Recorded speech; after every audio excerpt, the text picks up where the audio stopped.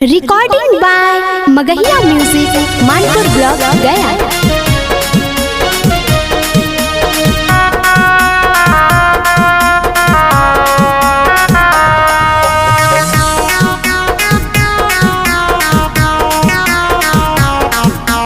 Music by PM Bihari.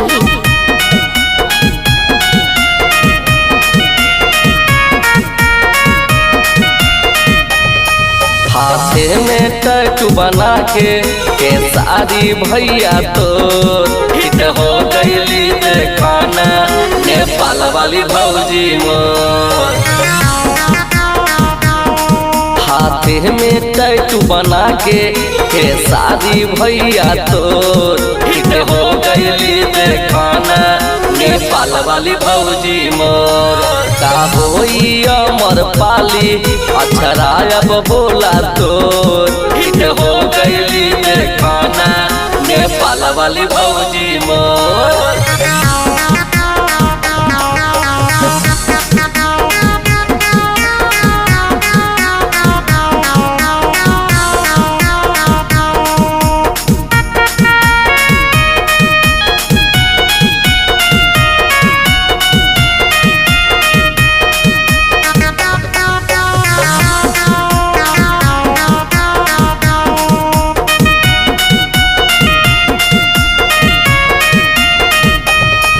अरे नया heroine आइल बिया यूट्यूब पे हल्का मचावे हो अपना खेसारी भैया जोरे भोजपुरी फिल्म बनावे हो। सुना ना हाय हाय नया हीरोइन आइल बिया यूट्यूब पे हल्का मचावे हो अपना खेसारी भैया जोरे भोजपुरी फिल्म बनावे हो। अरे फेसबुक इंस्टा ट्विटर पे सगरो हो गईले शोर हिट हो गईली देखाना नेपाल वाली भौजी मोर। हाथे में टैटू बना के सारी भैया तो हिट हो गईली देखाना नेपाल वाली भौजी मोर।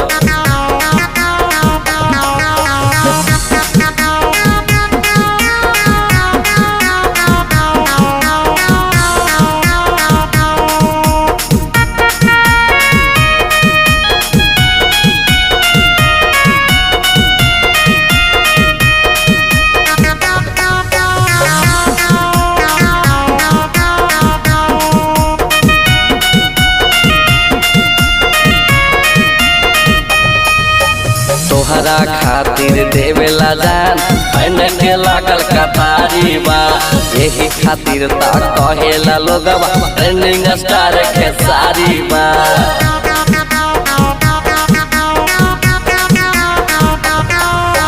तोहरा खातिर देवेला जान पहने के लागल कतारी बा यही खातिर ता कहेला लोगवा ट्रेंडिंग स्टार खेसारी बा। अरे दुनिया में खेसारी भैया ना तोहर जोर हिट हो गईली देखाना नेपाल वाली भौजी मोर। हाथे में टैटू बना के सारी भैया तो हिट हो गईली देखाना नेपाल वाली भौजी मोर।